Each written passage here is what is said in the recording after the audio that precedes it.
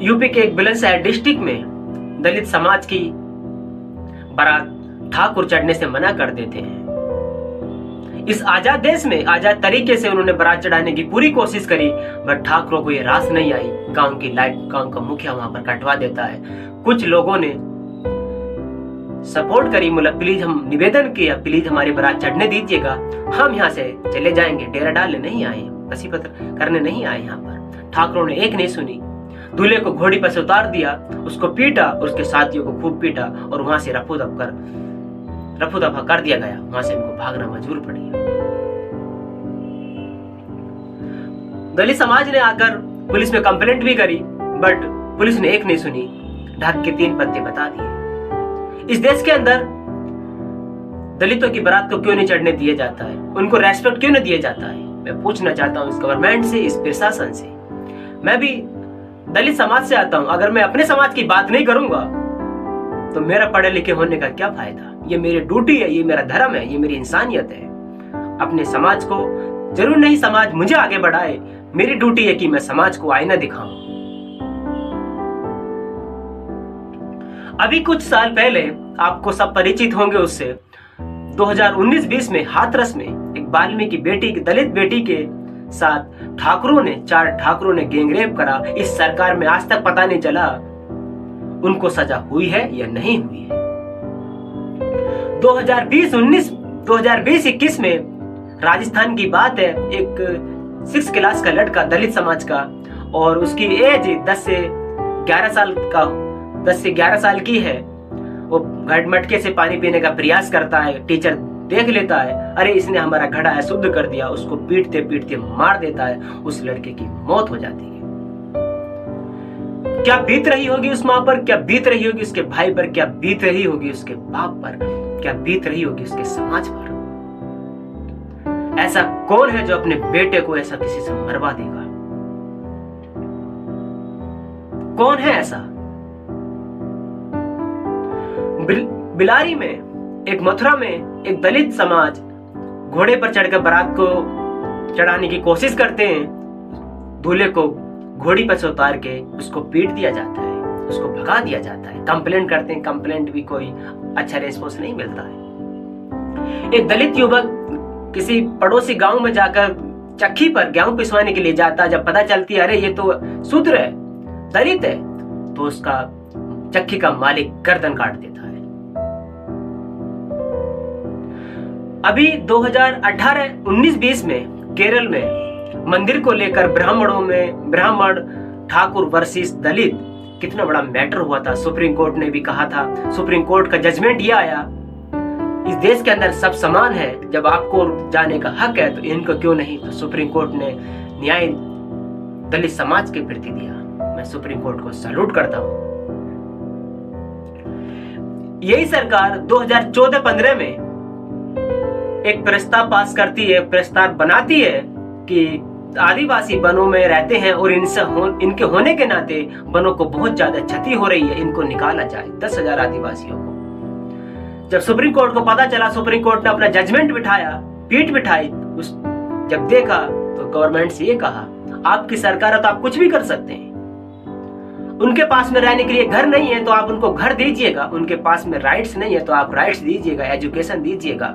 उन्हें घर से बेदखल क्यों कर रहे हैं? उनका घर ही, मूल निवासी तो आदिवासी है, उनका घर ही तो वन है। ये प्रस्ताव भारत सरकार का सुप्रीम कोर्ट ने खारिज कर दिया, ये कहते हुए ये लोग मूल निवासी हैं,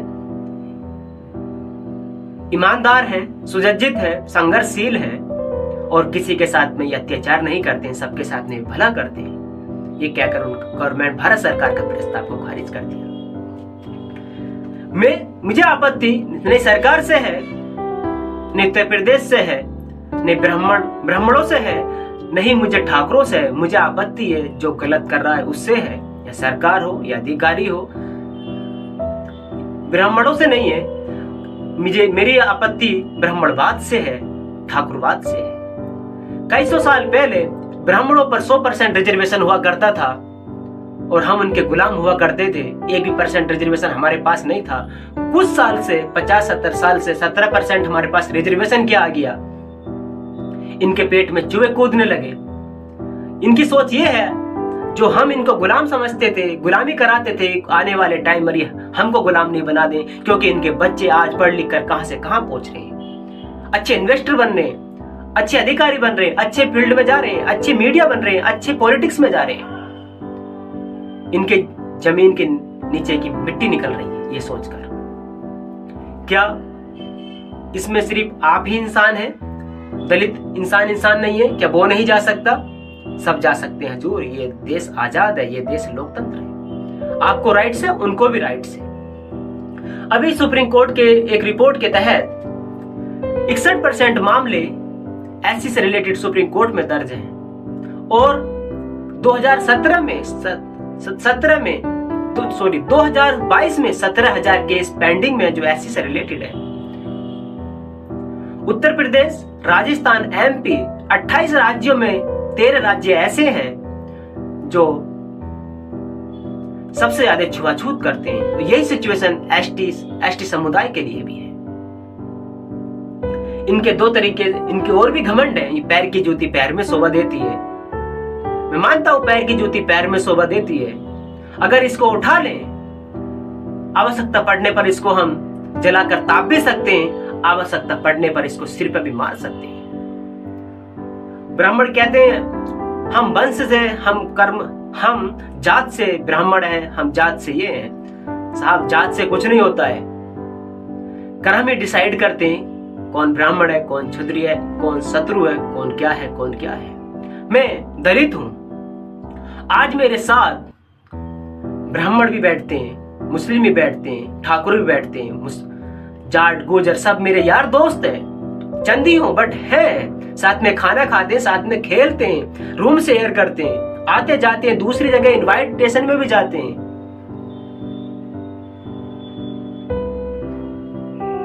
कर्म से है। मैं लास्ट में बस यही कहना चाहूंगा, जितना देश आपका है इतना ये हमारा है, जितना इनका है इतना ही आपका है। तो हम क्यों एक समान क्यों नहीं रह सकते? अगर प्रशासन चुप रहता है तो सबसे बड़ी नादानी प्रशासन की है, सरकार की है।